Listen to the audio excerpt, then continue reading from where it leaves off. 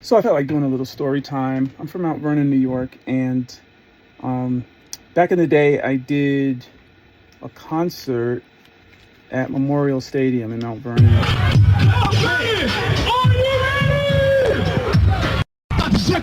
Are you ready to rock 'em? Am I ready? To my man, fresh doc, that's me. Just get on the mic, start to rock. Now I'm touring all around the USA. When it comes to MCing, there's one thing to take. I'm the top of the list when it comes to this. And when I rock the microphone, I cannot miss. I just put the microphone to my lips. I move my body, get my hips, and as I feel the beat, I shake the beat. That's when I rock you out to.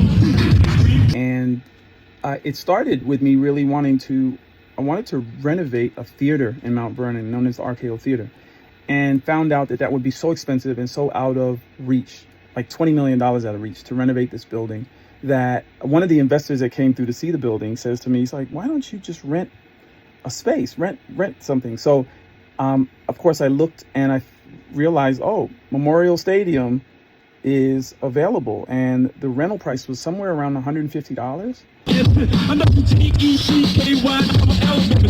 got that clientele. Now, we're talking to all the Mount Vernon young ladies out there. Let me see you. Throw your hands in the air.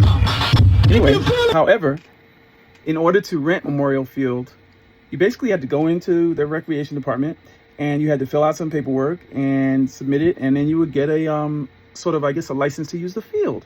Well, I did that, and then I started to promote my concert. And my first concert was Run DMC, the Fat Boys, the Force MDs, and Dr. Jekyll and Mr. Hyde. In fact, it was the Disco 3 at the time that they were changing their name to the Fat Boys. And the ever-loving Kid Dust was my MC.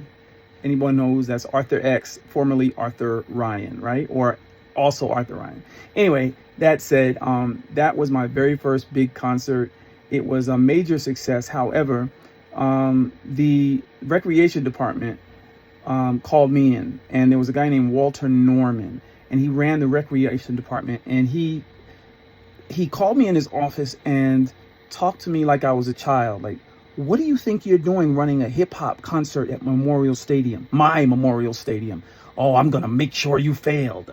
and he kind of grilled me and just really spit on me, really. Black guy, older. I guess he was upset that I slipped under the radar with my event, which turned out thousands of people. Somewhere like 5,000 people came. Big show. There's a maybe I'll put a link for some footage from the event. But also he said, I'm going to make it tough for you. And basically they forced me to hire I think it was 99 police officers, and just threw the kitchen sink at me. So did I put that in the book? I think I put that in the book, the memoir, but I know I put it in Topless. So when I write fiction, I kind of immerse my own personal stories in there as well, so that you get the story, but it's in the fiction.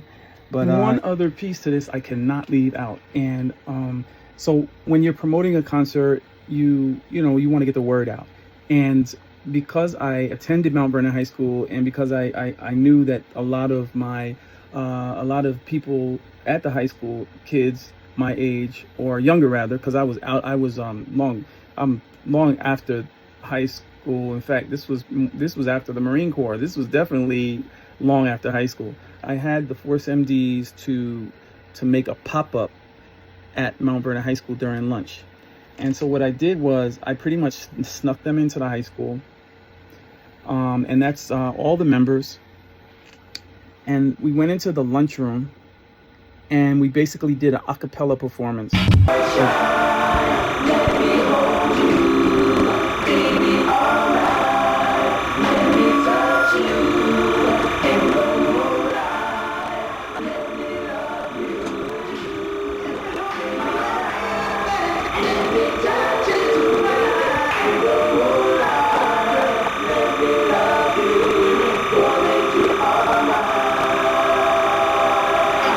That they did an a cappella performance in the lunchroom at Mount Vernon High School.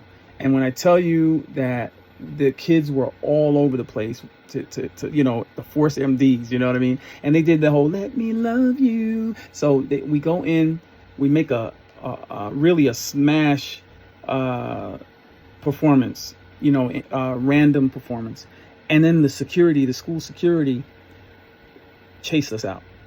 So it was more than a chase. It was them trying to catch us. It wasn't like they were rushing us out to school. They were trying to catch us, I guess, call the police on us, the whole nine, Today, things like that you can organize with the school, but I just did it my way. I guess that's one of the things in my life, sometimes I do things my way, not necessarily right or wrong, just somewhere in the gray area and pushing the envelope. And so, yeah, that's what I did. And it worked out. A lot of people heard about it. It created a buzz. It filled the stadium.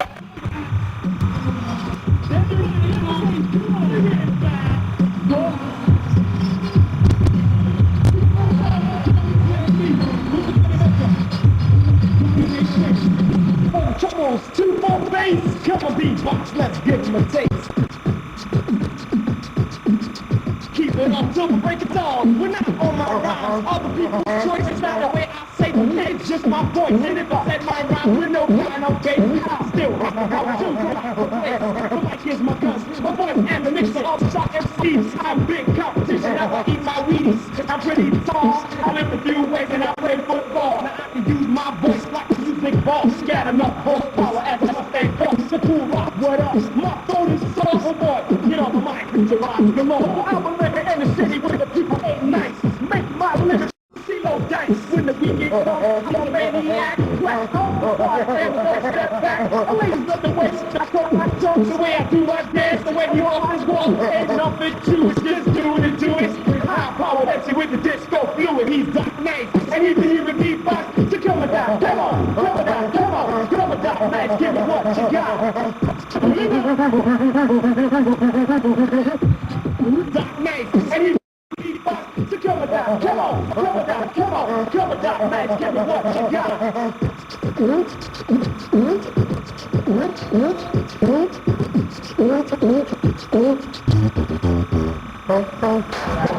But anyway, that's my little story time about Mt Vernon Memorial Stadium.